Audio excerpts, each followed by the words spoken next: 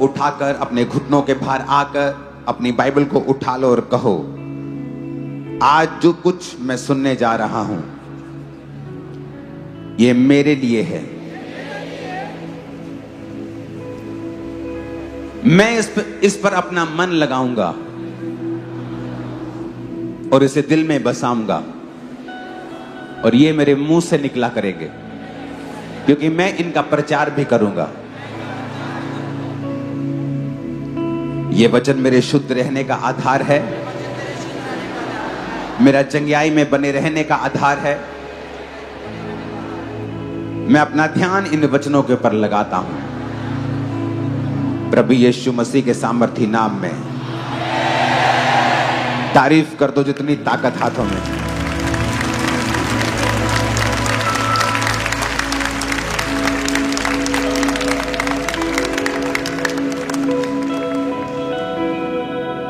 सब लोग बैठ जाओ, अपने हाथों को उठा लो और कहो परमेश्वर से कि तेरे वचन के बिना मैं कुछ नहीं।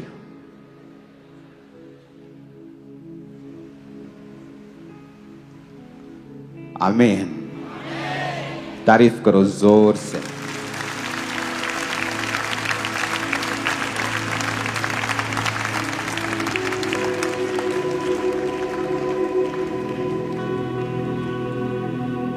जैसे जैसे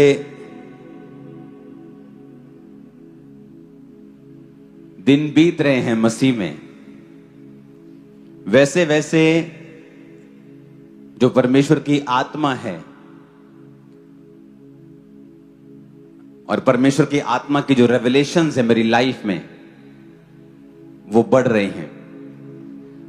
और मैं भी एक्सपीरियंस कर रहा हूं, जैसे जैसे मैं मसीह में जी रहा हूं और आगे बढ़ रहा हूं,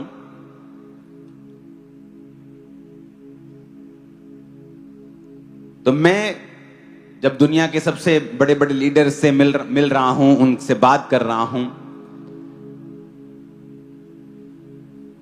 देशों के मुखियाओं से बात कर रहा हूं, तो एक चीज को मैं नोटिस कर रहा हूं कि जो परमेश्वर ने इस चर्च को ग्रेस दी है, वो रियली आप नहीं फाइंड करेंगे। परमेश्वर ने पूरी दुनिया में आप रेयरली फाइंड करेंगे ऐसी ग्रेस। आप लोग दुनिया के लिए एक मिस्ट्री बन चुके हो कि ये क्या हो रहा है, कैसे हो रहा है।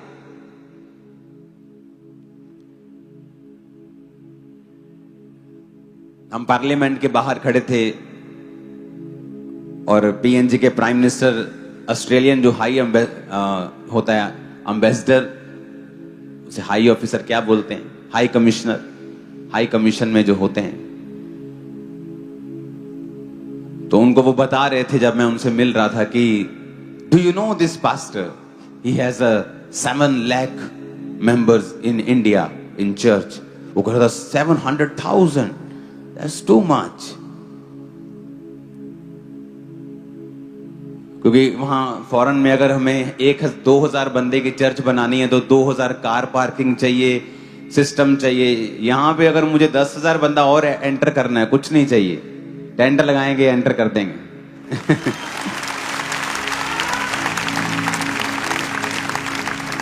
परमेश्वर ने पिछले दिनों में मैंने अपनी टीम को बुलाया और मैंने कहा कि हमें अभी तैयारी करनी है, क्योंकि जो टाइम है वो आ चुका है।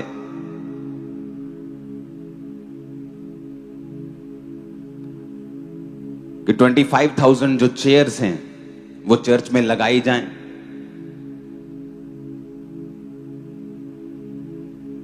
और वो बहुत नजदीक है 25,000 चेयर्स के। हम सिर्फ चेयर्स 25,000, नीचे बैठे वो लोग नहीं गिन रहे, हम सिर्फ चेयर्स की मैं अभी बात कर रहा हूं। और जब मैं इन टीम से बात करके अपने प्रेयर रूम में अपने प्रार्थना के लिए, मैं प्रार्थना में कोई विषय मेरे पास होता नहीं इतना, लोगों के लिए प्रेयर करना, देशों के लिए प्रेयर करना, बीमारों के लिए प्रेयर करना, मेरा पर्सनल विषय सॉर्टेड आउट है। मेरी लाइफ कोई ऐसा पर्सनल विषय नहीं है जिसके लिए मैं चिंतित हूं या मुझे चाहिए।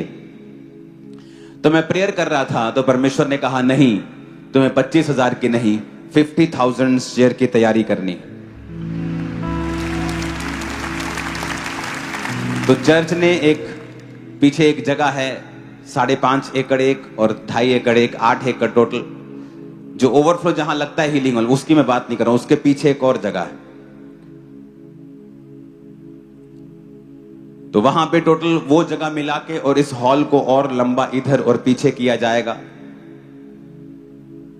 तो आपको प्रेयर करनी है, क्योंकि हर एक चीज अगर हॉल पीछे ओवरफ्लो भी बनाना है तो करोड़, लाखों नहीं करोड़ों का खर्चा है। लेकिन बहुत जल्दी अनाउंस किया जाएगा 50,000 चेयर्स, और अभी भी लोग 60% 70% नीचे बैठे होंगे 50,000 चेयर लगने के बावजूद भी। तो ये अपने आप में दुनिया की पहली चर्च होगी जो हर संडे 50,000 चेयर कैपेसिटी के साथ है, और फिर भी लोग जो हैं वो नीचे बैठे हैं ज्यादातर। क्योंकि अगर मैं मान लो चर्च में आया हूं आज, तो मैं भी नीचे बैठना ज्यादा प्रेफर करता हूं, क्योंकि ये इंडियन हमारा ट्रेडिशन है, कल्चर है। तो कभी कभी मुझे चेयर पे बैठना अच्छा लगता है। तो ना तो चेयर वाले कम आत्मिक है, ना नीचे वाले कम आत्मिक है। जस्ट से चॉइस है कि आपको कहां कंफर्ट है, जहां आप बैठकर परमेश्वर की ओर ध्यान लगा सकें और वचन पढ़ सकें। लेकिन मैं सिटिंग कैपेसिटी की बात कर रहा हूं। तो परमेश्वर ने मुझसे कहा कि 25,000 चेयर्स और खरीदनी पड़ेंगी, क्योंकि अब तुम्हें 50,000 चेयर्स और जो नीचे लोग बैठेंगे उनकी तैयारी करनी है। मैं ये विश्वास करता हूं कि जो साल्वेशन, जो मुक्ति परमेश्वर जिस आत्मा को आपके बीच में भेज रहा है, आज भी जब मैं आया तो परमेश्वर ने आपको क्या कहा? अपनी फैमिली के लिए प्रार्थना करो, अपने नगर के लिए प्रार्थना करो, मोहल्लों के लिए प्रार्थना करो। आप किसी को ब्लेस करते हैं, आप किसी को खाना खिलाते हैं, अच्छी बात है।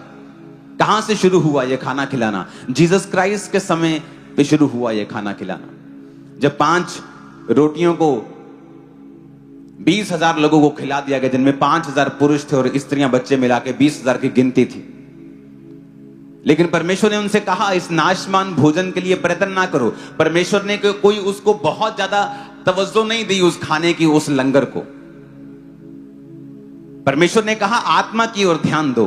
आत्मा तुमसे क्या कहता है? लंगर खाया ठीक है, शरीर को ताकत मिली, परमेश्वर का गुण गाओ और आत्मा की बातों की ओर ध्यान दो।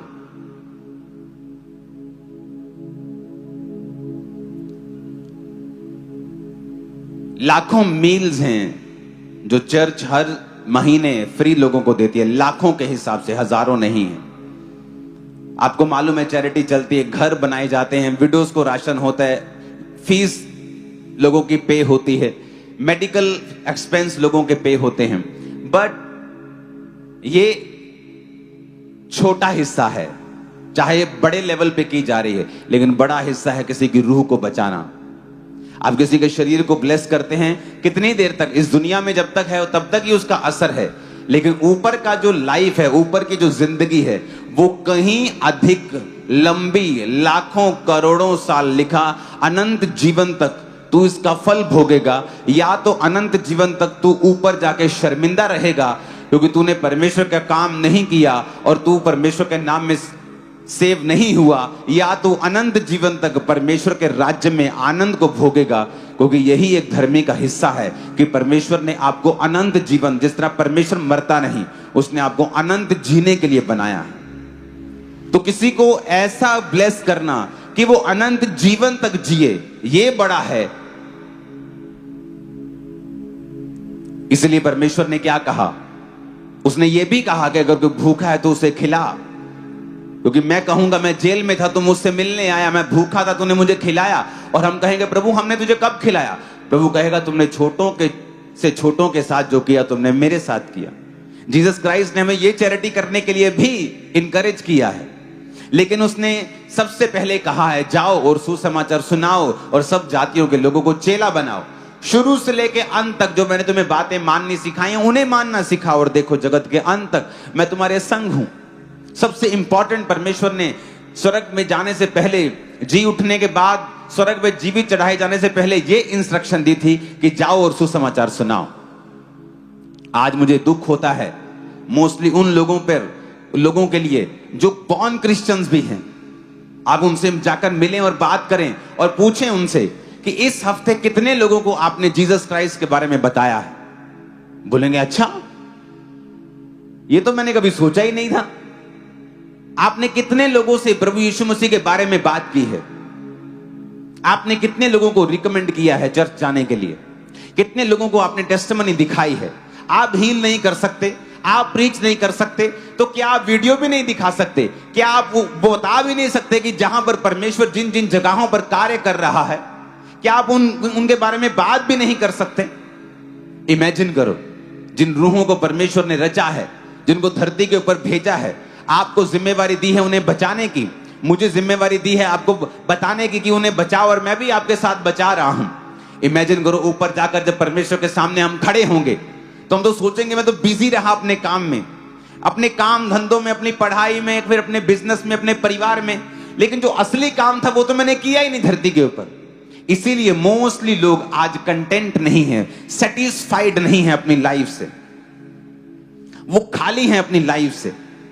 उनकी जिंदगी में उनको समझ नहीं आ रही कि वो क्या करें। क्रिश्चियन होने के बावजूद भी वो आनंद उनकी जिंदगी में क्यों नहीं है, वो ब्लेसिंग उनकी लाइफ में क्यों नहीं है।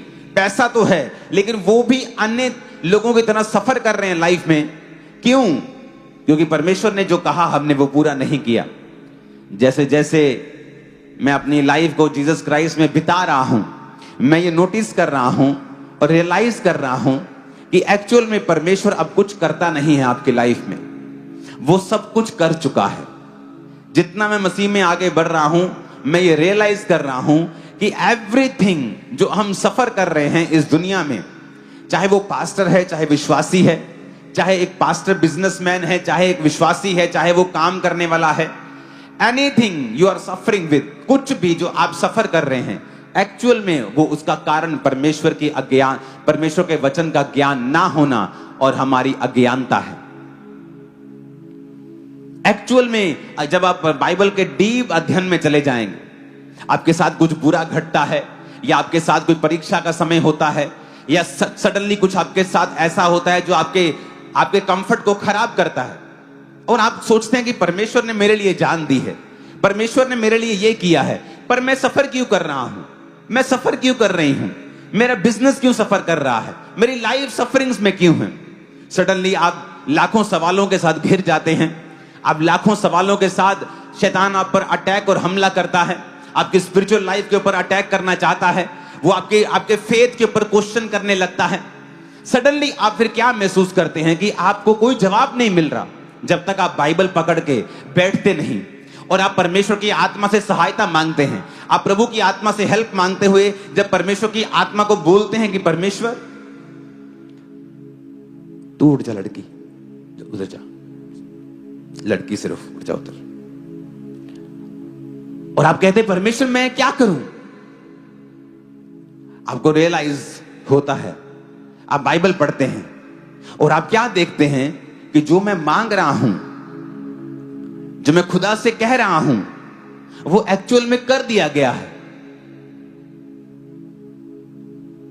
अब लेकिन मेरी लाइफ में वो कैसे आए, मेरी जिंदगी में वो क्यों नहीं आ रहा है जो मैं चाहता हूं।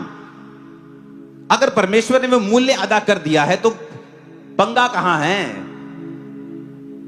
कुंडी किथे पंजाबी जी लिखे, काम फसिया किथे। जे परमेश्वर ने कर दिता, जे मैनू चाहिए ते है क्यों नहीं है मेरे को। परमेश्वर ने तो अपना लहू बहा दिया, उसने तो धरती पे उसको आना पड़ा, सफरिंग्स को सहना पड़ा, लेकिन मैं खाली क्यों हूं। जब आपकी लाइफ में परीक्षाएं होती हैं तब आप इन क्वेश्चंस के साथ दो चीजें कर सकते हैं, या आप प्रभु से दूर हो जाते हैं क्योंकि ये आपकी सेंस से परे है, आपकी क्वेश्चनिंग, आपके जो क्वेश्चन आपके दिमाग में है, सवाल, वो आप उनका जवाब नहीं दे पा रहे हैं कि मसीह में आने के बावजूद भी मैं सफर क्यों कर रहा हूं। या दूसरा काम, आप परमेश्वर की हजूरी में चले जाते हैं, आप प्रभु से मांगते हैं, आप आंसू बहाते हैं, आप प्रभु को कहते हैं आपकी मदद करे, आप पवित्र आत्मा से मदद को मांगते हैं क्योंकि वो आपका मददगार है, वो आपका हेल्पर है। और आप बाइबल में से भी अपने क्वेश्चंस को, अपने सवालों को ढूंढते हैं। आप रोजे रखते हैं कि परमेश्वर की आवाज आपको और क्लियर हो, क्योंकि जैसे ही आप रोजे रखते हैं परमेश्वर की आवाज जो मध्यम होती है थोड़ी तेज आने लगती है। जो गाइडेंस आपको थोड़ा सा लगता है कि शायद ये परमेश्वर की ओर से है, रोजों में आपको क्लियर होने लगता है कि हाँ ये परमेश्वर की ओर से है। बाइबल कहती है परमेश्वर छुपने का आदी है, उसे मजा आता है छुप के। बाइबल कहती है जब प्रभु यीशु मसीह नाव पर चल के जा रहे थे, पानी पे चल के जा रहे थे, नाव पर से के करीब पर से, अपने चेलों की नाव पर से, तो चेलों ने देख लिया। यीशु मसीह उन्हें जगाना नहीं, उन्हें दिखाना नहीं चाहते थे अपना आप, लेकिन वो चल के जा रहे थे तो कुछ ऐसा अजीब सा घट रहा था कि कोई चल रहा है। उन्होंने कहा भूत होगा पक्का, ये आत्मा है। यहाँ पर स्टोरी भी है कि आत्मा यहाँ पानी में मंडराती है और हम मर जाएंगे सारे। वो डरने लगे तो परमेश्वर ने अपने आप को जाहिर किया कि नहीं नहीं डरो मत, मैं हूं, भूत नहीं है कोई भी। तो परमेश्वर उसका एक गुण है छिपना, और वो चाहता है कि उसके बच्चे उसे ढूंढें। जैसे आप बच्चों के साथ घर में छुपन छुपाई खेलते हो ना, आप छुपते हो, आपका बच्चा आपको ढूंढता है, फिर खुश हो जाता है। परमेश्वर छुपता है और वो चाहता है कि उसके बच्चे उसे ढूंढें। वो छुपेगा कैसे? जब आपके सवालों का जवाब नहीं आएगा। आप सब कुछ कर रहे होंगे फिर भी आपकी लाइफ में कुछ घटता है, क्योंकि परमेश्वर उस वक्त उस व्यक्ति को जो सिखाना चाहता है वो आपको दुनिया की कोई यूनिवर्सिटी नहीं सिखा सकती।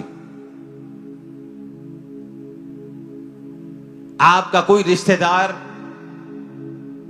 आपका मां बाप, पति पत्नी, बच्चे, कोई नहीं सिखा सकता जो उस समय परमेश्वर आपको सिखाएगा। इवन लोग आपको मिसजज करेंगे। अयूब के दोस्त आगे कहते तूने पक्का कोई गलत काम किया होगा, ऐसी इतनी मुसीबत थोड़ी आई है, परमेश्वर अन्यायी थोड़ी है, ये तो पक्का शैतान का काम है, तूने कुछ पंगा लिया होगा। आपके लोग आपसे पूछेंगे तुम पापी हो क्या, क्योंकि परमेश्वर आपको कुछ सिखाना चाहता है उस समय। और वो परीक्षा तब तक चलेगी जब तक आप अपने आप को परमेश्वर के साथ सेटल करके, उसके साथ कमरे में बैठकर आप रोज परमेश्वर के सामने अपनी कमियों को देखेंगे और आप रियलाइज करेंगे, बाइबल को पढ़ेंगे, कहां चूक हुई आप ये भी चेक करेंगे, कहां मैं आगे बढ़ूं आप ये भी चेक करेंगे, या परमेश्वर मुझे क्या सिखाना चाहता है आप ये भी चेक करेंगे।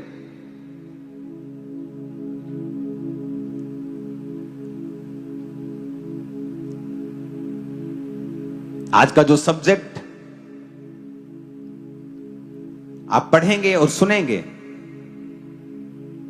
ये बहुत इंपॉर्टेंट है आप लोगों के लिए।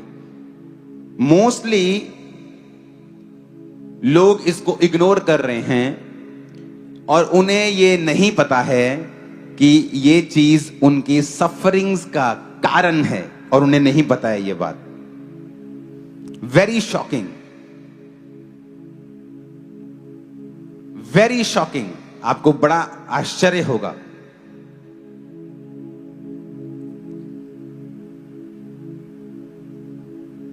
जो चीजें आज मैं आपको सिखाना चाहता हूं परमेश्वर के नाम में,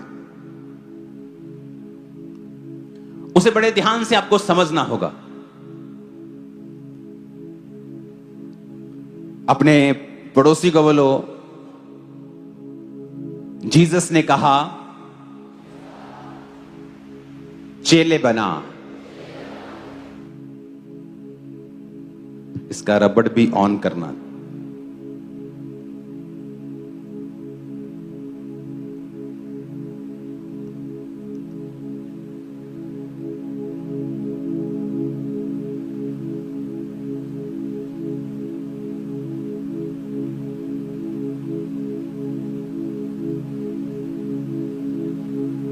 डिसिप्लिन, डिसाइपल शब्द, चेला शब्द डिसिप्लिन से निकला है।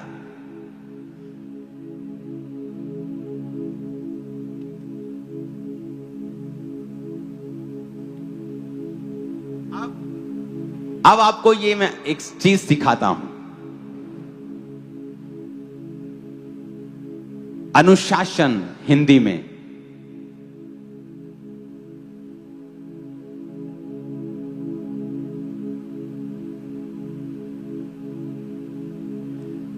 जैसे हिंदी में अनुयायी बोलते हैं,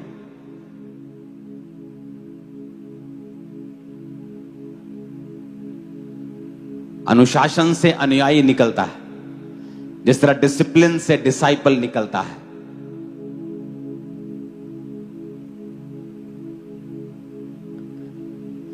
फर्स्ट डिसिप्लिन जो आपके लाइफ में आपको चाहिए वो है आपके माइंड का डिसिप्लिन।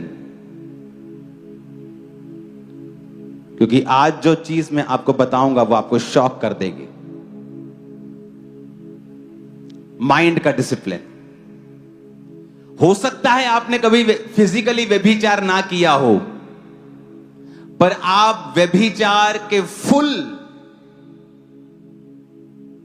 जो प्रॉब्लम्स आती हैं उसके बाद अपनी लाइफ में फेस कर सकते हो अगर आप मन में व्यभिचार करते हो तो भी।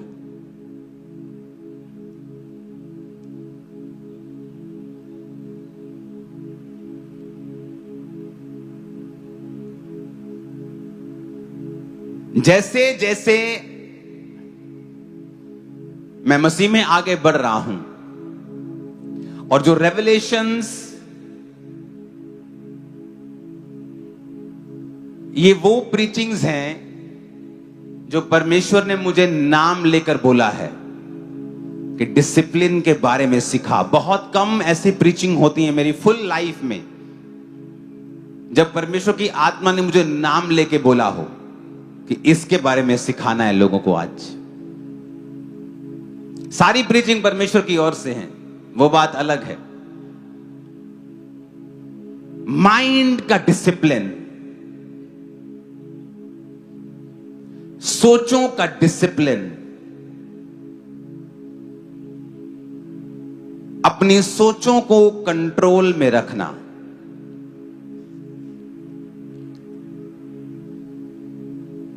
फिलिप्पियों 4 उसकी 8 में लिखा, इसलिए हे भाइयों जो जो बातें सत्य हैं उसको हटाना मत।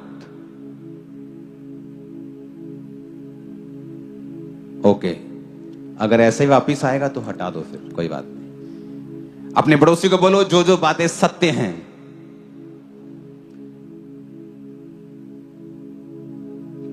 जो जो बातें आदरणीय हैं, जो जो बातें उचित हैं, जो जो बातें पवित्र हैं, जो जो बातें सुहावनी हैं, जो जो बातें मन भावनी हैं, सद्गुण और जो प्रशंसा की बातें हैं, उन पर ध्यान लगाया करो। आप बैठे हुए हैं और सडनली आपका मन जो है वो किसी के लिए बुरा सोचने लगता है। आप मन में सोचते हैं यह आदमी बहुत गंदा है, जिस दिन मेरे सामने आया मैं चमाट लगाऊंगा एक। एक्चुअल में शैतान आपको धोखा दे रहा है और वो आपके मन को दूषित कर रहा है और आपके मेंटल डिसिप्लिन को वो खराब कर रहा है। बाइबल बहुत क्लियर बताती है कि जो मन में डिसिप्लिन आपके नहीं है, ये वजह से बहुत से लोग बीमार हैं, बहुत से लोग सफर कर रहे हैं, बहुत से लोगों का पीस, शांति उनकी जिंदगी से उड़ चुका है। फिजिकली जब आप उनको मिलेंगे, nothing is wrong, everything is wrong in their mind. उनकी बुद्धि में सब गलत है। आप मिलेंगे कई बार पास्टर्स से, उनकी लाइफ में कोई गुनाह नहीं है, कोई पाप नहीं है, लेकिन अपने मन में वो कड़वे हैं, कड़वाहट सोचते हैं बहुत दूसरे पास्टर्स के लिए, जो उनको धोखा देके वो मेंबर्स के लिए वो कड़वे हो चुके हैं, बीमार हैं, इसी वजह से मुश्किल में है, ट्रबल में है, संघर्ष करते हैं, बता नहीं सकते, सफर कर रहे हैं। क्यों? दिमाग का डिसिप्लिन, माइंड का डिसिप्लिन वेरी इंपॉर्टेंट। रोमियो 12 उसकी 2 में लिखा है, इस संसार के सदृश्य ना बनो, परंतु तुम्हारे मन के नए हो जाने से तुम्हारा चाल चलन भी बदलता जाए, जिससे तुम परमेश्वर की भली भावती और सिद्ध इच्छा अनुभव से मालूम करते रहो। कहता तुम्हारा मन जो है वो क्या होता जाए?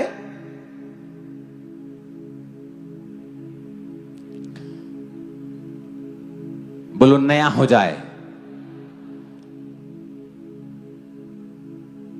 अपने पड़ोसी को बोलो नया हो जाए।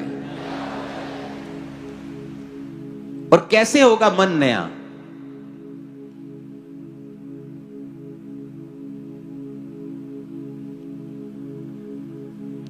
कहता है तुम्हारा मन जब नया हो जाएगा ना, तुम्हारा चाल चलन बदल जाएगा। फिर कहता परमेश्वर की भली भावती और सिद्ध इच्छा तुम अनुभव से मालूम करोगे। दिमाग में पवित्रता ही एक माइटी वेपन है शैतान के खिलाफ। शरीर का व्यभिचार आपको ज्यादा दुख देता है, ज्यादा कॉन्सिक्वेंसेस हैं माइंड के मुकाबले, पर माइंड के व्यभिचार के भी अपने ही दुख हैं, अपनी ही बीमारियां हैं और अपने ही प्रॉब्लम्स हैं।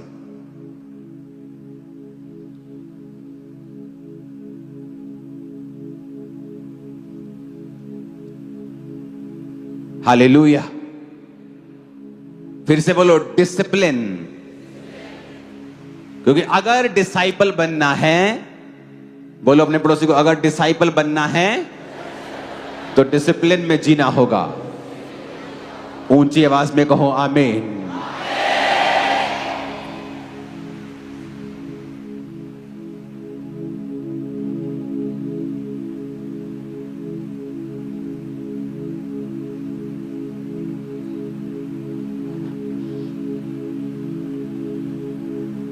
डिसिप्लिन करना अपने आप को। पौलुस ने बाइबल में बताया, कहता अगर तुम मुक्केबाज हो और तुम हवा में मुक्के मारो तो तुम्हारे मुक्के मारने का कोई भी फायदा नहीं होगा।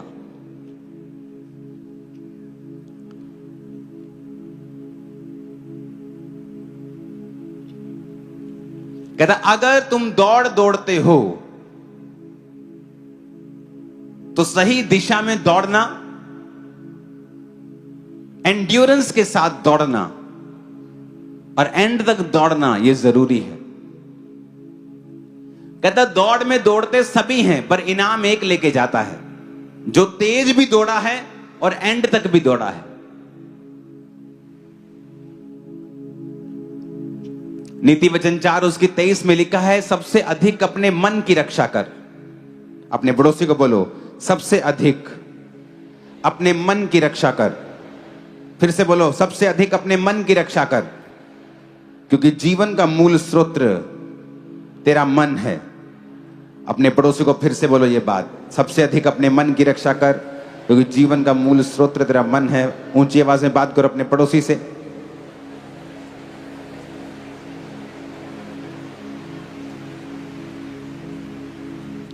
हालेलुया। सबसे अधिक किसकी रक्षा करनी है? क्योंकि जो आपके मन में है वही बाहर आता है। वचन में लिखा है, जो तेरे मन में भरा है वही तेरे मुंह के ऊपर आता है। तो ये इंपॉर्टेंट है कि आपके मन में आप क्या भरते हैं और उसको कैसे आप रिप्लेस करते हैं। गंदी चीजों को हटाकर आप परमेश्वर के वचन को अपने मन में किस तरह से भरते हैं। एक एथलीट जानता है कि अपने आप को डिसिप्लिन में मैं नहीं रखूंगा तो वो मेडल मैं नहीं पा सकता हूं जिसकी मैं आशा रखता हूं। एक क्रिश्चियन लाइफ में जो मैंने कमी देखी है वो है डिसिप्लिन की। डिसिप्लिन, अपने आप को डिसिप्लिन करना, कि आप अगर बैठे हैं और आपको पता है कि आपको मोबाइल एडिक्शन हो गई है तो अपने आप को डिसिप्लिन करना और उस मोबाइल को अपने जीवन से त्यागना। मैंने देखा है क्रिश्चियनिटी में परमेश्वर ने आपको सब कुछ दे दिया है, अब विद डिसिप्लिन आपको वो सारी चीजें रिसीव करनी है अपनी लाइफ में। और पहला डिसिप्लिन है दिमाग का। जब आप दिमाग में डिसिप्लिन हैं, आप दिमाग में आपने अपने दिमाग को काबू में कर लिया है, आपने अपनी सोचों को काबू में कर लिया है। कुलस्सियां 3 उसकी 2 आयत में लिखा है, पृथ्वी की नहीं परंतु स्वर्गीय वस्तुओं के ऊपर ध्यान लगाओ। दूसरा कुरिन्थियों 10 उसकी 5 आयत में लिखा है, इसलिए हम कल्पनाओं का, ऊंची बात का जो परमेश्वर की पहचान के विरोध में उठती है खंडन करते हैं, हर एक भावना को कैद करके मसीह का आज्ञाकारी बना देते हैं। यहां भी पौलुस मेंटल डिसिप्लिन की बात कर रहा है, जो उसके दिमाग में उठती हैं। वो उस मेंटल डिसिप्लिन की बात कर रहा है जो उसके माइंड में आती है। लोग बोलते हैं जब मैं प्रार्थना में बैठता हूं ना तो मेरे को गंदे गंदे विचार आने लगते हैं। कोई शैतान की ताकत आपको उन गंदे विचारों को लंबा सोचने में काबिल नहीं है। वो जस्ट आपको एक विचार दे सकता है, उसके बाद उस विचार को आगे कहां तक लेके जाना है ये आपके ऊपर निर्भर करता है। शैतान के पास ताकत नहीं है आपके मन के अंदर क्या चल रहा है उसको बूझने की। आपके दिल में क्या चल रहा है शैतान नहीं जानता है। शैतान आपके एक्शंस देखकर कि जब वो आपके दिल में कोई बात डालता है उसके बाद आपने क्या एक्शन किया, वो उन एक्शन से समझता है कि आपने उसकी बात को कितना सीरियसली लिया है। जब आप अपने दिमाग में डिसिप्लिन हैं, आपकी लाइफ में आप क्या नोटिस करेंगे कि जिस शांति की आप आशा कर रहे थे, जो परफेक्ट पीस जिसको आप पैसे में ढूंढ रहे थे, पैसा पाने के बाद भी नहीं मिला, मैरिज सोच रहे थे मैरिज हो जाएगी शायद शांति आ जाएगी, बच्चे हो जाएंगे, बेबी नहीं है मेरे 15 साल से शायद शांति आ जाएगी, लेकिन आप क्या नोटिस करेंगे कि ये सारी चीजें टेम्परेरी हैं। लेकिन रियल शांति तब आपकी लाइफ में एंटर करती है जब आप दिमाग में अपने आप को परमेश्वर के वचन के मुताबिक डिसिप्लिन कर लेते हैं। माइंड में डिसिप्लिन करना, अपने दिमाग में अपनी सोचों को काबू में रखना। जैसे ही शैतान गंदी सोच के साथ आपके दिमाग में आए उसी वक्त उसे रिजेक्ट करना और उस सोच को लंबा ना लेके जाना और उसे लंबा ना सोचना और उसे वहीं पर रिजेक्ट कर देना। इसलिए पौलुस कहता है कि हम जो परमेश्वर की पहचान में हर एक ऊंची बात का कि विरोध में जो उठती है खंडन करते हैं, हर एक भावना को कैद कर लेते हैं, हर एक फीलिंग को कैद कर लेते हैं। अपनी फीलिंग्स को कैद करना, किसी को माफ ना कर पाना, आप मेंटल डिसिप्लिन में नहीं हैं। टीवी देखो तो देखते रहना, आप डिसिप्लिन में नहीं हैं। और जैसे ही आप नोटिस करेंगे आप डिसिप्लिन में अपनी लाइफ को बिताना शुरू कर चुके हैं, आपकी अनॉइंटिंग का लेवल बढ़ जाएगा, आपके फाइनेंस का लेवल बढ़ जाएगा, स्ट्रगल का लेवल बहुत कम हो जाएगा, सडनली चीजें फ्लो में आनी शुरू हो जाएंगी। आप बोलेंगे तो काम होगा, आप अपनी बॉडी पे हाथ रखे कहेंगे ये हील हो जाए, सारी बीमारी निकल जाए, वो जाती रहेगी। कितने मेरी बात को समझ रहे हैं? क्योंकि वो डिसिप्लिन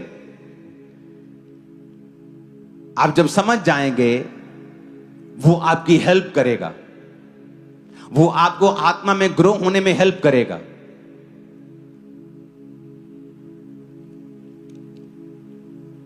आमीन, ऊंची आवाज में बोलो जरा।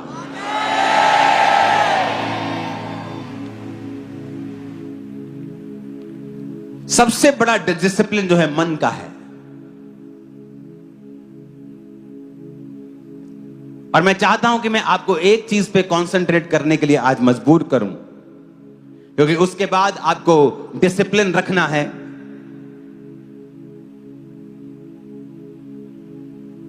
अपनी बॉडी पर,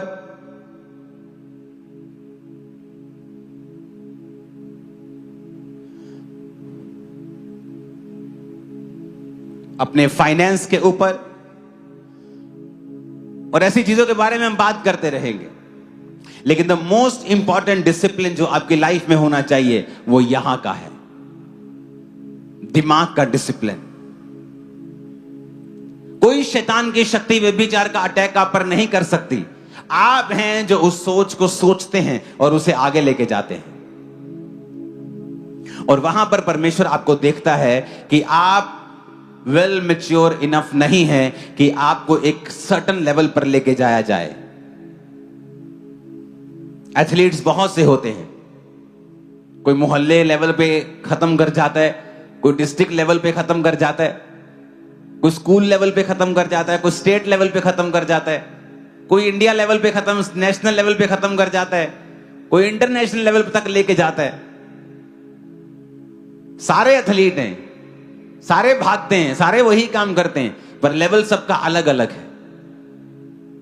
बात यह है कि किसी ने अच्छी डिसिप्लिन के साथ लाइफ जी है और वो इंटरनेशनल लेवल तक चला गया, और कोई इतना डिसिप्लिन में नहीं रह सकता है। वो उसका शरीर अच्छा था, टांगे लंबी थी, भाग सकता था, उसने स्कूल लेवल तक भागा, स्टेट डिस्ट्रिक्ट लेवल तक भागा। वो उसकी फिजिक ने, उसकी डीएनए ने हेल्प की, लेकिन उसके आगे उसको डिसिप्लिन चाहिए। आपका डीएनए आपको लास्ट तक लेके नहीं जा सकता है। आपके माइंड में आपको सबसे बड़ा डिसिप्लिन चाहिए, जो परमेश्वर देख रहा है कि आप उसे कब पाएंगे। मन की सोच, उसे काबू कर लेना और वचन के साथ उसे रिन्यू करना।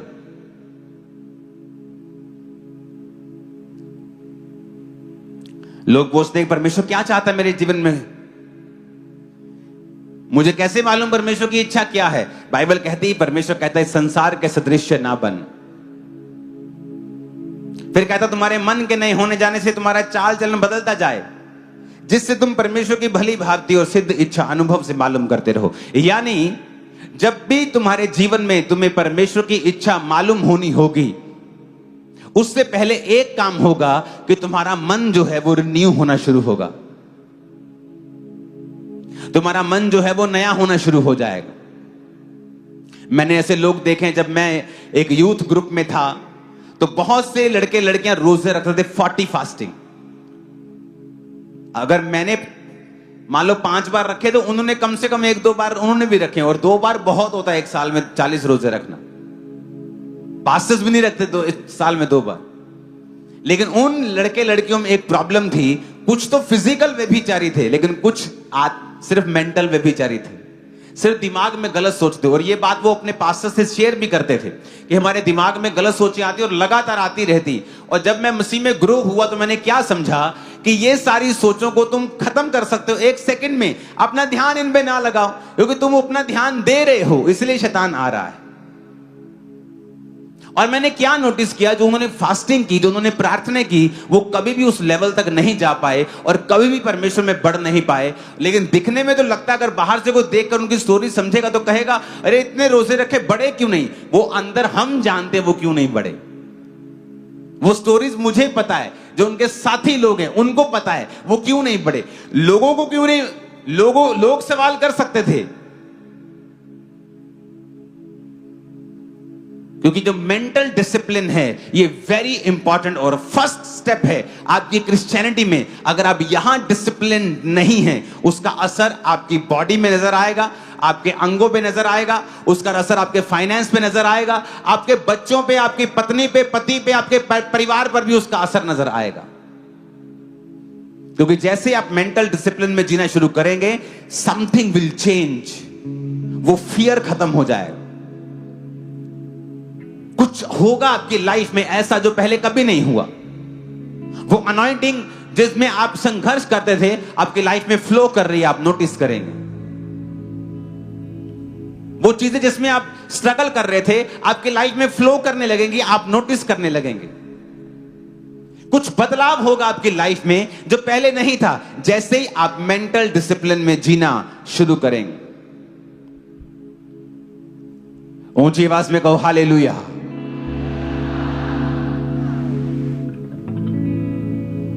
क्योंकि जरूरी नहीं है, यीशु मसीह ने कहा कि तुम व्यभिचार करो तो व्यभिचारी। यीशु मसीह ने कहा अगर तू किसी स्त्री पर दृष्टि करे, कुदृष्टि करे, तो तूने पाप कर लिया। वो परमेश्वर मेंटल डिसिप्लिन की बात कर रहे थे।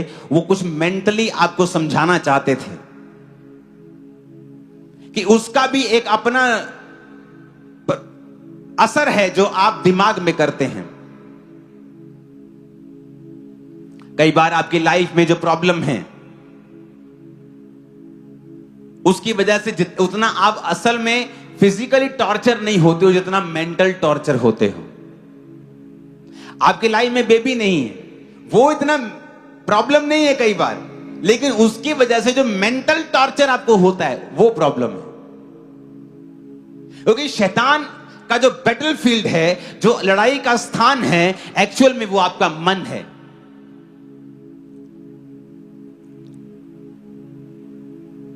वो मोहल्ले के जो बच्चे लड़ पड़े बोलते ना, आज ही उठे टाइम पाला, उठे आज ही उठे, लड़ाई का स्थान, एक लड़ाई का स्थान कर लेते हैं, वहां मिलेंगे हम।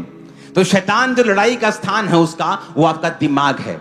शैतान का जो बैटल फील्ड है वो आपका दिमाग है। इसलिए जीसस ने कहा सबसे अधिक इसी की रक्षा कर, क्योंकि जीने का मूल स्रोत तेरा दिमाग, तेरा मन ही है,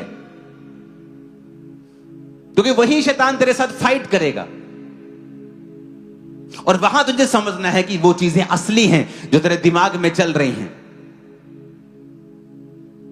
सबसे अधिक कहता उस अपने मन की रक्षा कर, क्योंकि जीने का जो मूल स्रोत है वो तेरा मन ही है। हालेलुया। आप फिर क्या नोटिस करेंगे जब आप अपने अपने अपने अपने विचारों को काबू में कर लिया है।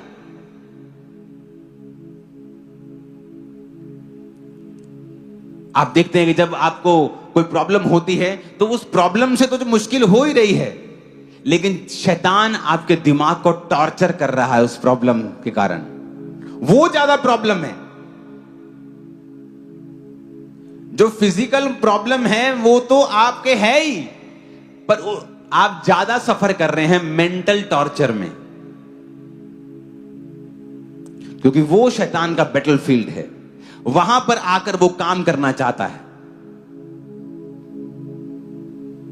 उस एरिया में जहां लड़ाई है आपको आत्मिक युद्ध करना पड़ेगा।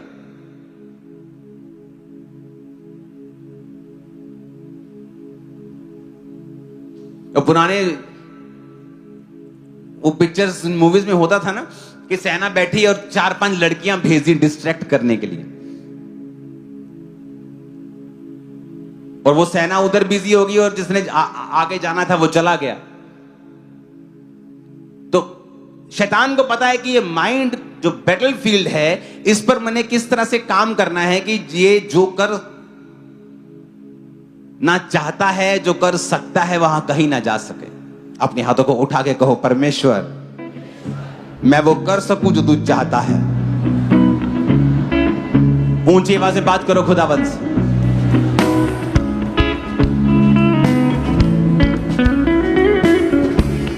फिर से कहो, जो मैं करना चाहता हूं मैं कर पाऊं।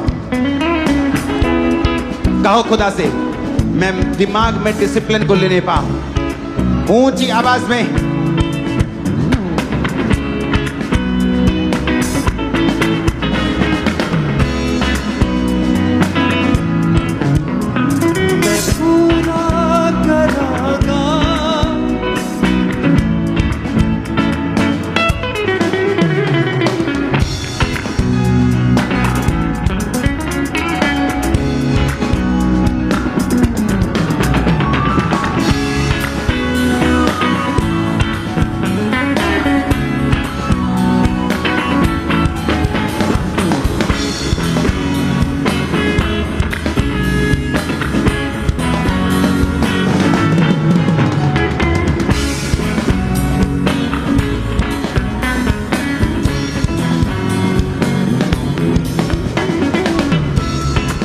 प्रभु यीशु मसीह के सामर्थी नाम में हम मांगते हैं, आमीन हो जाए आशीष हमारी। Hallelujah.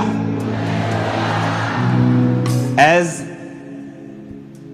A child of God, एक परमेश्वर का बेटा बेटी होने के नाते परमेश्वर ये चाहता है कि एक परमेश्वर का जन, एक परमेश्वर का बच्चा मेंटल डिसिप्लिन में जिए।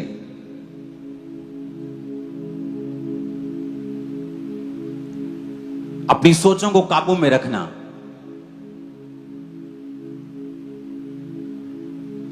कई बार आप लोगों से मिलते हैं जो डिलीवर नहीं हो रहे होते, और आप क्या नोटिस करते हैं कि सारी प्रॉब्लम उनके दिमाग में है। बिना पाप की वजह से भी, जो शारीरिक रूप में तो नहीं है, पर उस दिमाग, उन सोचों की वजह से शैतान ने उन्हें बंधन में डाला हुआ है।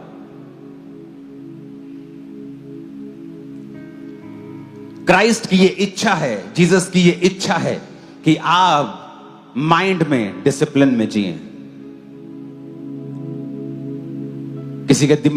किसी के लिए अपने दिमाग में कड़वी इच्छा पैदा करना, उसे मारने की, उसे पीटने की, उसका नुकसान करने की, वो आपके बैटलफील्ड में, आपके दिमाग में जहां शैतान की लड़ाई का स्थान है, आप उसे एक्सेस दे रहे हैं, आप उसे हथियार दे रहे हैं, आप उसे मौका दे रहे हैं कि वो आपकी लाइफ में आए, एंटर करे और काम करे। जिस तरह आपके दिमाग में आपको डिसिप्लिन रखना है, क्राइस्ट चाहते हैं आपकी बॉडी में डिसिप्लिन होना।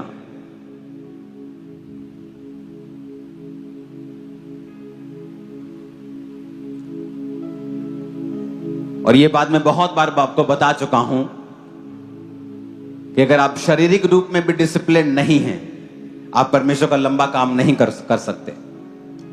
पौलुस कहता मैं अपने शरीर को मारता, मुक्कों से मारता हूं, मारता कूटता और वश में लेके आता हूं, ऐसा ना हो मैं दूसरों को प्रचार करके खुद किसी रीति से निकम्मा ठहरूं।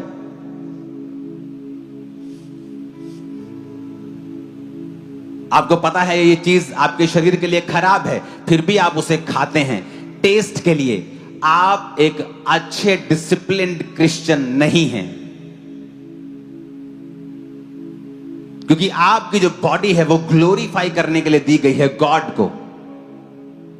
तो बाइबल कहती जो कोई इस शरीर को नाश करेगा मैं उसे नाश करूंगा। क्या तू नहीं जानता ये पवित्र आत्मा का मंदिर है? लेकिन फिर भी हम इस बॉडी को डिस्ट्रॉय करना चाहते हैं हर उस गंदी चीज से, लेकिन क्योंकि वो हमारी जीभ को टेस्टी लगती है, लेकिन अंदर जाके वो क्या हाल करेगी हमें इस बात की परवाह नहीं।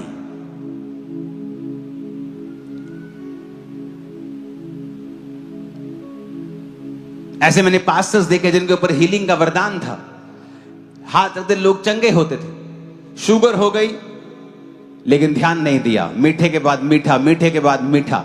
अगर शैतान ने किसी चीज से आपको ग्रसित किया है, आप उसके खिलाफ फाइट करें, गुड डाइट के साथ, एक्सरसाइज के साथ, प्रार्थना के साथ, स्क्रिप्चर्स के साथ परमेश्वर के सामने जाएं, और तब तक जाएं जब तक वो शुगर गायब नहीं हो जाती। व्हील चेयर पे वो पास्टर आ गया और लोगों पे प्रार्थना करता, तब भी लोग हील होते थे। मीठा नहीं छोड़ा, एक टांग कटी, दो टांग कटी, एंड में मर गए। और मैंने ऐसे बहुत से लोग देखे जिनकी लाइफ में दिक्कतें आई, पास्टर्स की लाइफ में, उन्होंने अपनी लाइफ को चेंज किया, रूटीन को चेंज किया, परमेश्वर ने सारा कुछ ठीक कर दिया। क्योंकि बॉडी के अंदर डिसिप्लिन अगर आप क्रिश्चियन हैं और नहीं हैं, तो शैतान को एक मौका है आपकी लाइफ में कुछ ना कुछ काम करने का। इसलिए जो लोग नशा करते हैं वो अपनी बॉडी को डिसऑनर करते हैं, वो अपनी बॉडी का नाश कर रहे होते हैं। तंबाकू लगाने से आपका मुंह नाश होता है, शराब पीने से आपका लीवर नाश होता है। अब नई स्टडी ये आई है कि थोड़ी सी मात्रा भी शराब की आपके लीवर के लिए और बॉडी के लिए, आपके सेल्स के लिए बिल्कुल भी अच्छी नहीं। जो लोग बोलते हैं एक पैग पीने से कुछ नहीं होता, शरीर अच्छा होता है, अब नई स्टडी ये कहती है कि अल्कोहल चाहे थोड़ी मात्रा में हो, आपकी बॉडी के लिए बिल्कुल सही नहीं है। बाइबल कहती है हाय उन पे जो देर रात तक आंखें लाल रखते हैं, मादक पदार्थ ढूंढते हैं, जो मदिरा को तेज बनाने में बड़े ही एक्सपर्ट हैं। शराब उसको तो जो नाश होने पे है, क्योंकि अगर हम अपनी बॉडी में डिसिप्लिन्ड हैं तो हम परमेश्वर के लिए परफेक्ट हथियार हैं जिसे परमेश्वर इस्तेमाल कर सकेगा।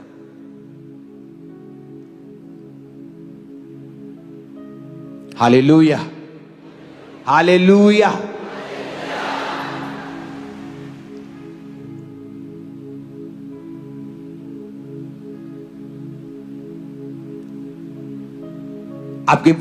आपका खाना, आपकी लाइफ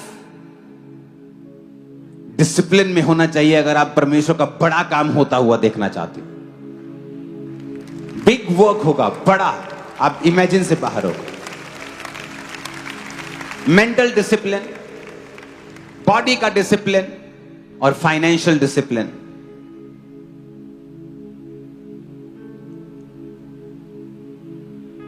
दो 2016 में मैंने आपसे एक बात कही थी। मैंने कहा था आने वाले समय में जिसके पास सोना होगा वो अमीर होगा। जाओ अब ढूंढो 10 साल पुरानी वीडियोस। अगर तुमने पैसा इन्वेस्ट किया होता सोने के अंदर, भाई साहब आप लाला जी होते। आज लाला जी बोलते लोग आपको, लाला जी, सेठ जी। तुम लोग यार बहुत महंगा है। क्या पास्टर जी आप बात कर रहे हो, 20,000 तोला, 20-25 हजार रुपए तोला, कौन लेगा इतना महंगा? मैंने कहा जिसके पास सोना होगा, चांदी होगी, वो अमीर होगा। आपके पास पैसा पड़ा रहेगा, उसकी वैल्यू कम होगी, बढ़ेगी नहीं।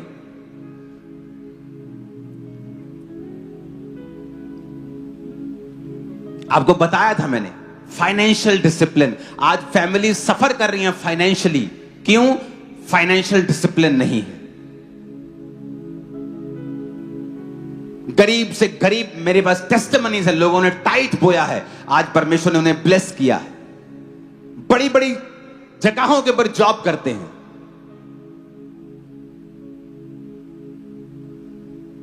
फाइनेंशियल डिसिप्लिन, कुछ भी हो जाए टाइट मिस नहीं होता, ऑफरिंग्स मिस नहीं होती। फाइनेंशियल डिसिप्लिन, और जिस जगह डिसिप्लिन है वहां परमेश्वर है। फाइनेंशियल डिसिप्लिन कि हम चाहे जितना मर्जी कमाएं, हम अपनी लाइफ का 30%, 30% हर महीने सेव करेंगे। हर महीने 30% का हम सोना खरीद लेंगे, चांदी खरीद लेंगे, कुछ भी कर लेंगे, लेकिन हर महीने जितना हम कमाते हैं उसका 30% सेव करेंगे। जिस दिन आप 15,000 कमाते थे, आप 14,000, 14.5, 15 खर्च करते थे। आपकी तनख्वाह अगले महीने 20,000 हो गई, आप नोटिस करते 2-3 महीने में आपका खर्चा भी 20,000 है। क्यों? क्योंकि डिसिप्लिन नहीं है। फाइनेंशियल डिसिप्लिन, आप कभी पॉवर्टी से, गरीबी से बाहर नहीं आ सकते अगर आप फाइनेंशियल डिसिप्लिन में नहीं है, तो आप नहीं आ सकते। हर सेवकाई में लोग हैं, लेकिन फाइनेंशियल डिसिप्लिन नहीं है वहां पे। पास्टर के पास, उसे लगता है कि वो उस पैसे का मालिक है। फाइनेंशियल डिसिप्लिन नहीं है चर्चिस के अंदर।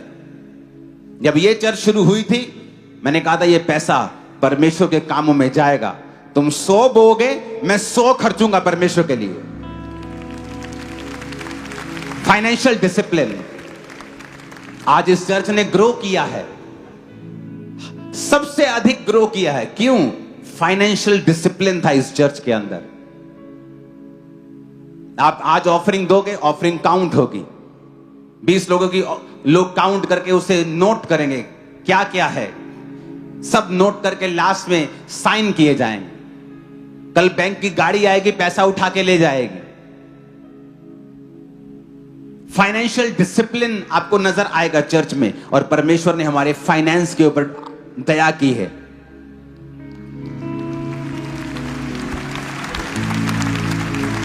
आज लोग पूरे वर्ल्ड से यहां पर आकर यहां बोना चाहते हैं। क्यों? उन्हें वो फाइनेंशियल डिसिप्लिन नजर आता है।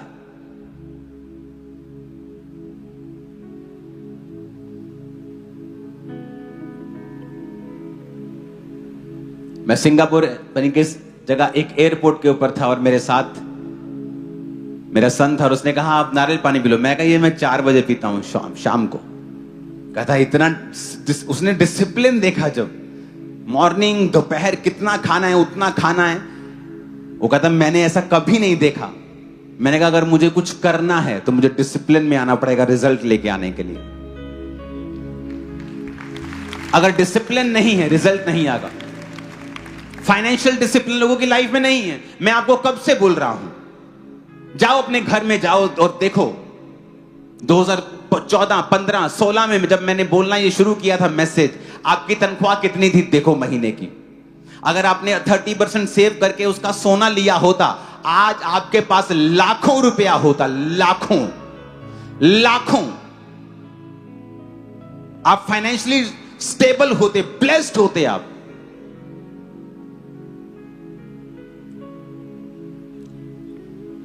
क्योंकि मैंने आपको बोला था कि आपके पास जितना है उतने में सेव करें।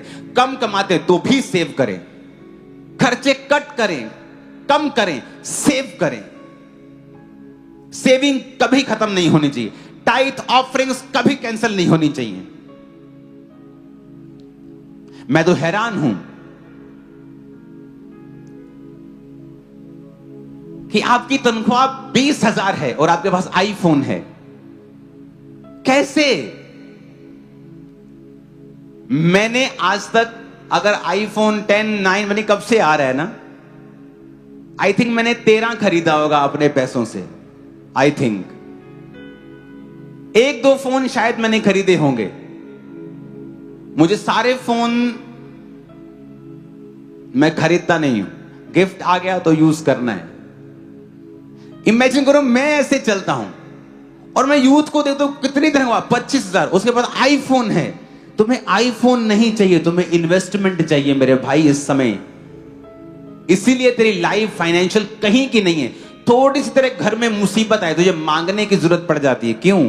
क्योंकि तू एक बैड फाइनेंशियल डिसिप्लिन में है। बैड डिसिप्लिन है तेरा, फाइनेंशियली तू बैड है, तू बुरा है फाइनेंशियली, डिसिप्लिन नहीं है तेरी लाइफ में। हर एक व्यक्ति जो आज अमीर है, वॉरेन बफे जो दुनिया का टॉप अमीरों में ही होता है, वो दूसरे तीसरे पहले चौथे पांचवें, कभी 10वें, कभी 9वें, कभी दूसरे तीसरे पे होता है, कभी पहले पे आ जाता है। सुनो उसकी स्टोरी। बचपन में उसको 5 पाउंड मिले, उसने इन्वेस्ट कर दिए। बात यहां की है,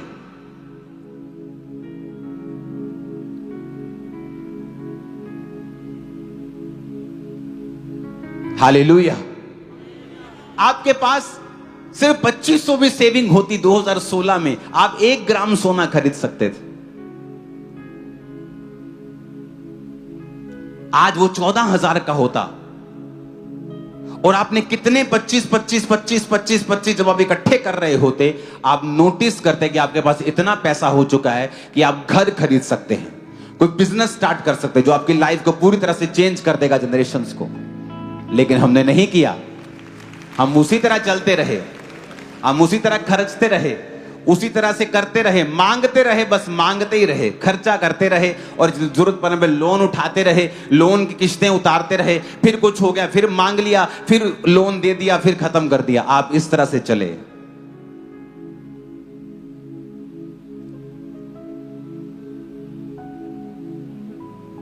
परमेश्वर ने आपको बुद्धि दी है, आपको ताकत दी है। आपके घर में अगर 2 बकरियां रखने की जगह तो बकरियां रख लो 2।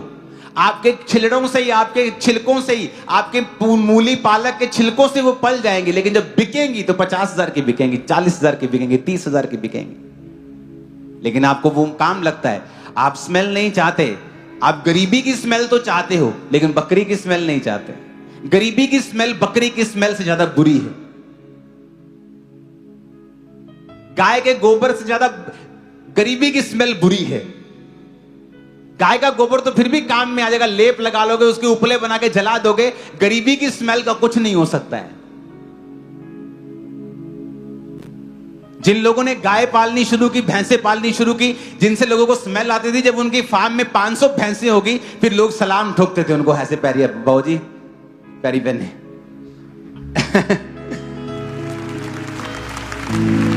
फाइनेंशियल डिसिप्लिन और क्रिश्चियन वेरी बैड स्टेट में है, क्योंकि फाइनेंशियल डिसिप्लिन में नहीं है।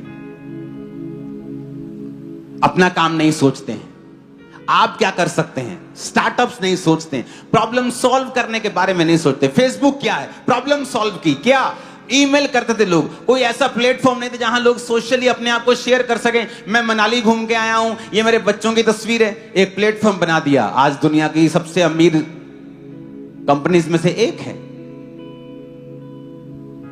Financial discipline. मैं बोलता गया चर्च को कि आने वाले समय में पैसे की वैल्यू कम होगी। वो कम होती होती होती आधी हो चुकी है वैल्यू, पैसों की आधी, हाफ। और सोने की वैल्यू 6 गुना बढ़ गई। और मैंने आपको कितनी बार बोला, 1 बार बोला हो, 2 बार बोला तो बात भी है, मैंने आपको 100 बार बोला होगा। और फ्यूचर उन्हीं का है, आज भी कह रहा हूं, जिनके पास सोना है, चांदी है, घर है, जमीन है, पशु हैं, फसलें हैं, उन्हीं का फ्यूचर है। आप देख लेना, फ्यूचर में ऐसा ही होगा। मैं अभी भी कह रहा हूं, अभी तो शुरुआत है। मेरे पास बहुत नहीं है जैसा आप सोच रहे हैं, क्योंकि मेरे पास आता है, मैं वो देता हूं।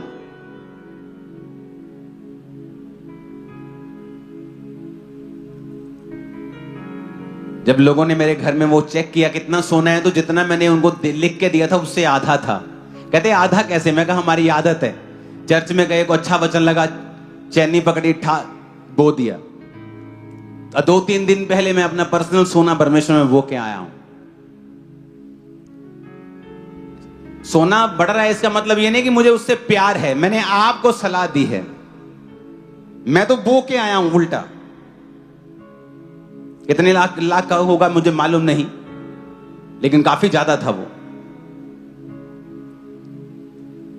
बात यह है कि अगर आप फाइनेंशियल डिसिप्लिन में होंगे, आप प्रभु का काम कर पाएंगे। अच्छा ये बात बताओ, आपने क्यों अभी तक मेरा क्रूसेड नहीं करवाया अपनी जगह के ऊपर? 99% लोग बोलेंगे मैं चाहता हूं, मेरे पास पैसा नहीं। तो पैसा एक रुकावट बन गया कि नहीं बन गया? चलो सबसे पूछो, तुमने क्यों नहीं करवाया? तुम चाहते हो करवाऊं? हां। 25 लाख खर्च लोगे? नहीं है नहीं मेरे पास। अगर तुमने कमाया होता, अगर इस चर्च के पास पैसा है तो कहां जा रहा है? खुदा के कामों में। जब धर्मी के हाथ में पैसा आएगा तो वो खुदा के काम करेगा और शैतान को जमीन पे घुटनों पे ला देगा वो। हालेलुया। अमेरिका क्यों आज तड़ी दिखाता है? पैसा, मनी इज पावर। वो अपने पैसे को यूज करते हैं अच्छी चीजों के लिए। तो क्रिश्चियन सेव करे, सेविंग करना शुरू करे आज भी। अब ये फाइनल कॉल समझ लो परमेश्वर की। सेविंग अपनी हैबिट बनाओ, सेविंग।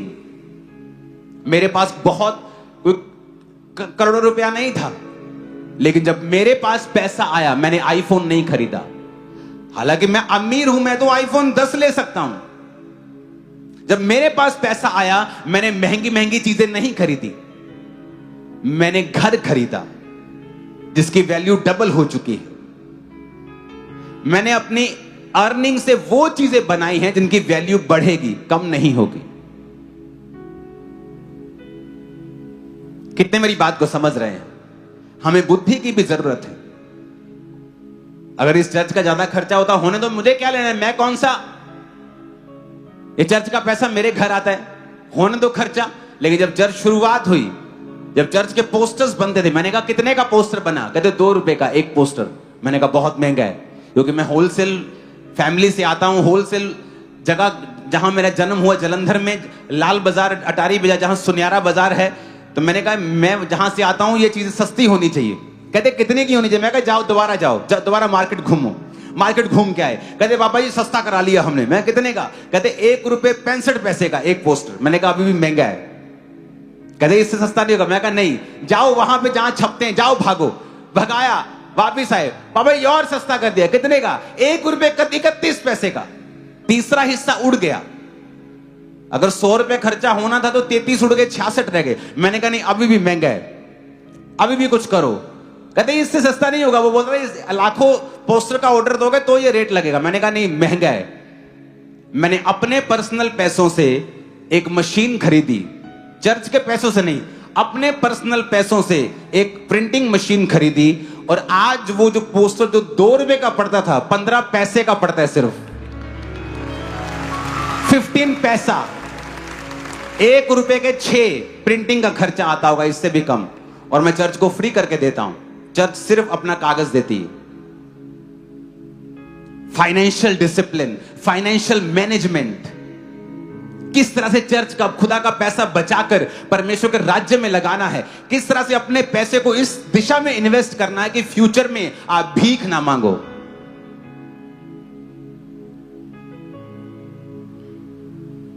ये एक स्पिरिट होती है कर्जे की, देना 200 रुपया, देना 10 रुपए, देना 1000 देता हूं। अच्छा लगता है अगर 1 साल 2 साल ऐसा हो रहा है। अगर ये लगातार चलता जा रहा है तो तोड़ो से ये श्राप है आपके लाइफ के ऊपर, क्योंकि जीसस ने कहा मेरी कौम कर्जा देगी लेगी नहीं। इट्स गुड अगर 2-4 के बाद आप उस परीक्षा से बाहर आ गए, अगर नहीं तो ये कर्ज है, इसे ब्रेक करो अपनी लाइफ से। अपनी मेंटल लेवल पे डिसिप्लिन लेके आओ, अपनी बॉडी में डिसिप्लिन लेके आओ, क्योंकि इसी शरीर को खुदाबंद ने इस्तेमाल करना है। अगर इसे शराब देते हो, अगर तंबाकू देते हो, ओवर फूड खाते हो, ओवर मीठा खाते हो, तो आप इसको नाश कर रहे हो। फाइनेंशियल डिसिप्लिन में नहीं हो तो फ्यूचर में एम्बैरेसमेंट तो होगी, फिर शर्मिंदगी आएगी, और खुदा भी इसे रोक नहीं पाएगा, क्योंकि उसने पहले से आपको सब कुछ बता दिया है। अपने हाथों को उठाएंगे सब जन घुटनों के बाहर आकर। Thank you Jesus. लेहोरा बासिमरोंदा नंगरो सोथालियारा बंदाना मशुखान देना। लॉर्ड, शरीर का डिसिप्लिन,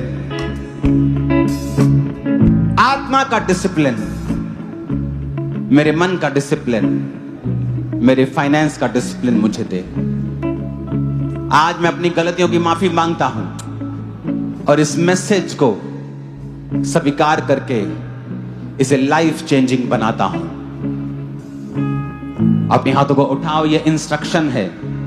इस मैसेज को घर जाकर दोबारा YouTube से सुनना है, दोबारा सुनना है एक बार सब लोगों ने। मैं भी खुद इसे दोबारा सुनूंगा और खुदाबंद आपसे बात करेंगे, क्योंकि वो आपसे बात कर भी रहे हैं। उठाओ अपने हाथों को, थैंक यू जीसस बोलो।